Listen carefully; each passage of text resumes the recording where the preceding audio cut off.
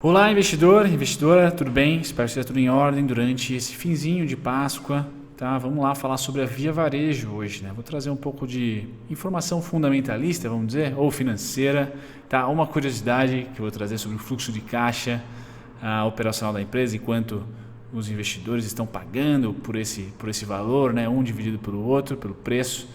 Bom, feito isso, algumas curiosidades e a gente termina com a nossa digníssima análise técnica. Não muita coisa mudou de relação ao vídeo passado, né? Os pontos são os mesmos, mas a gente tem um pouco mais de profundidade, principalmente na volatilidade do intraday, né? Talvez sirva como uma boa informação para a gente traçar aí do dia 13 em diante de abril. Vamos lá, vamos falar um pouquinho sobre os dados financeiros.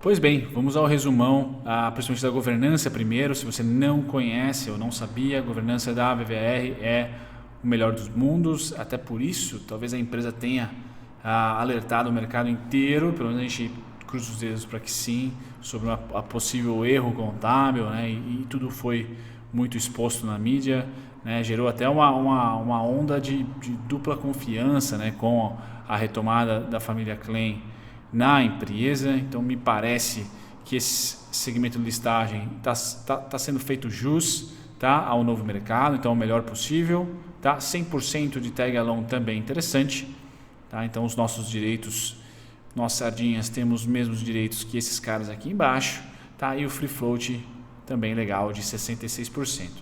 O que eu não vou saber informar para vocês corretamente é se o Braga e companhia, o pessoal da XP Gestão, reduziu a sua participação para 5% ou reduziu a sua participação para abaixo de 5%, sendo X esse abaixo. Tá? A gente só vai saber daqui 3 meses ou daqui a um tempo até o RI atualizar o site. Tá? Eu não vou saber informar, eu sei que um inscrito aqui me perguntou e eu estou tentando ir atrás dessa informação e não consegui. Então eu sei que a XP Gestão no mínimo tem 5%. Tá, reduziu aqui de 7 para 5, ou se atualizada aí a posição do pessoal da XP, eu trago para vocês aqui no canal sem dúvida nenhuma.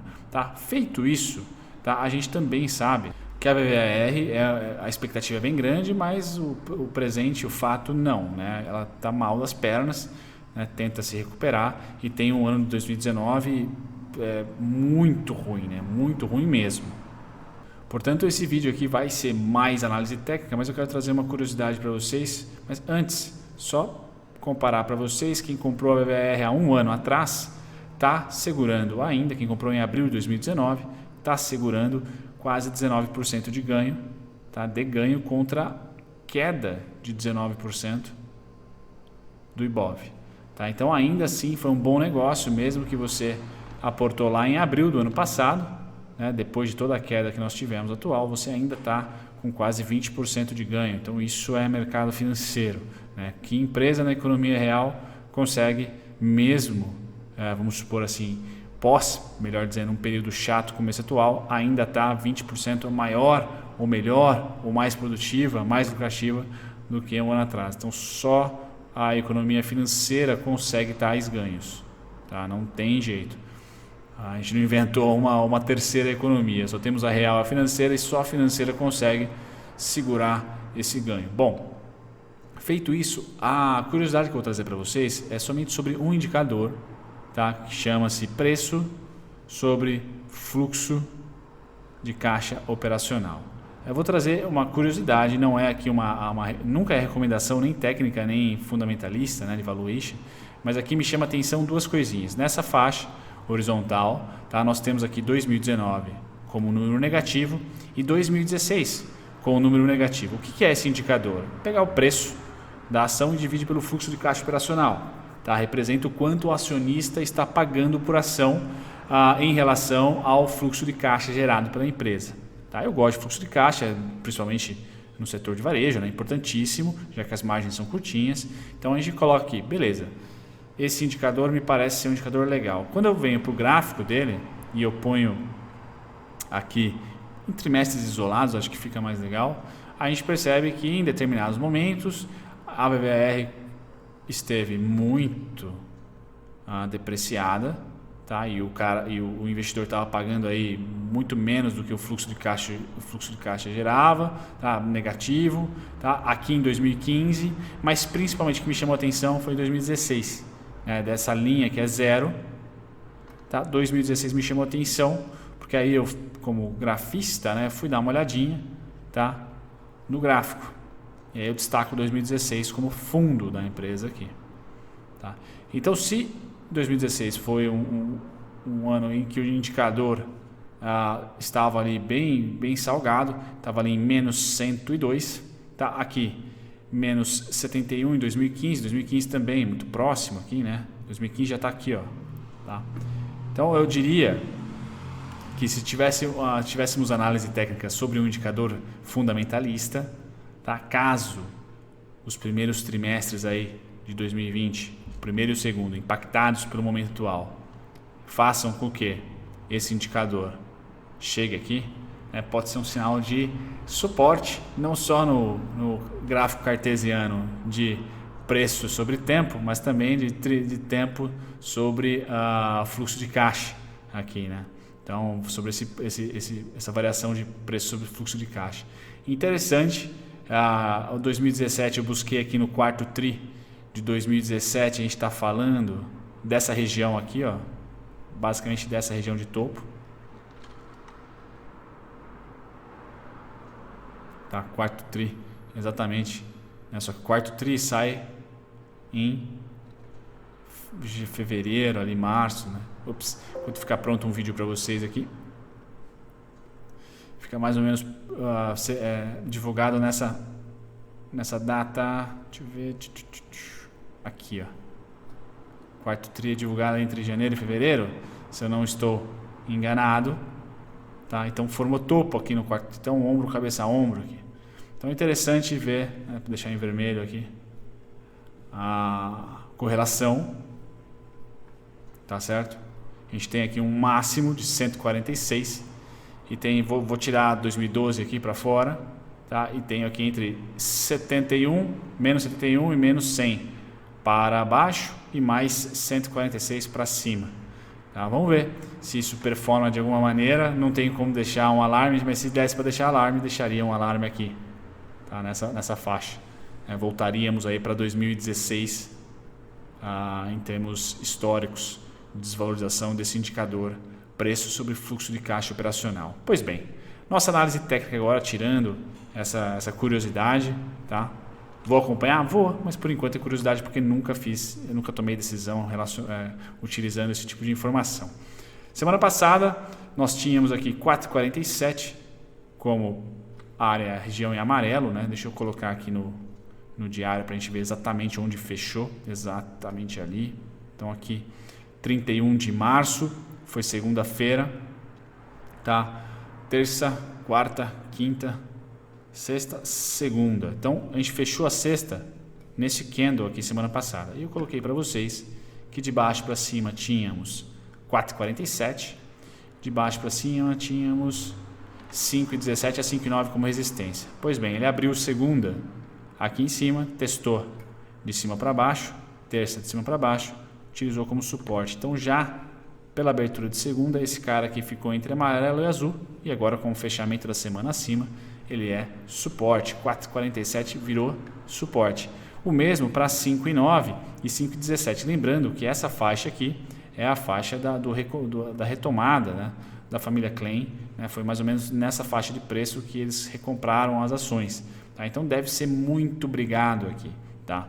E eu tenho, título do vídeo da semana passada, 1,71 como de repente sendo aquele 2012 que a gente viu no gráfico lá, sendo esse cara aqui, ó, tá? Cara, o pior dos mundos históricos que nós temos aqui desde 2011, tá? Então seria mais ou menos nessa expectativa. 1,71 é para mim suporte, não vou tirar porque o momento atual realmente é bem delicado, tá? Esse médio aqui é da Jaque, que mandou um e-mail para mim. Legal, tá bem comprado agora, né, Jaque? Pelo menos fechou a semana muito bem. Tá, o que nós temos no curtíssimo prazo? Três demandas aqui. 1, 2 e 2. tá certo? Duas 1,59 e o gap aqui entre 1,18 a 1,22 e depois outro gap 98 centavos, tá? Então são basicamente duas expectativas que eu ficaria ali de olho, tá? Não vou pegar aqui o pré-circuit breaker, tá? Porque esse cara aqui derramaria muito mais do que o fundo atual, tá? Eu vou ficar com as demandas da semana passada. Então este cara aqui, cima para baixo, pum, fez fundo aqui.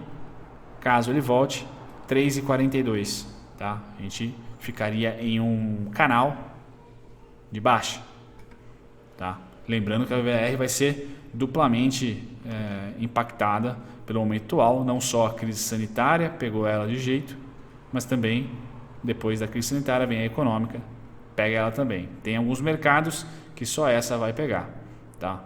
Legal. Temos esse fluxo, tá? E temos o intra, né? Que é esse aqui, ó. E se a gente perceber, quando abrimos em gap aqui, tá certo? Há uma tentativa de movimento comprado, depois volta, tá? E faz isso daqui, tá? Então esse movimento de queda aqui também vocês podem pegar. Eu vou ficar somente com esse aqui, tá? E o seguinte, tá? E o gap, né? O gap é esse aqui, ó, basicamente, um pouquinho menos até. Então vamos trazer esses caras a valor presente. Já trouxe esse aqui, vou trazer esse para cá, fundo duplo, e vou trazer o gap para cá, 4,56. Legal. Então eu sei que quando a VVAR, ou pelo menos eu projeto, tá, por fluxos pós, né, circuit breaker aqui, porque já tem uma semana de negociação dentro dessa faixa, então tem bastante volume aqui, a gente percebe um volumão, tá? Esse volumão está justamente nessa faixa de preço aqui, tá? Então 4,47 ganha destaque fortíssimo, 4,56, 4,47, tá? Principalmente, beleza?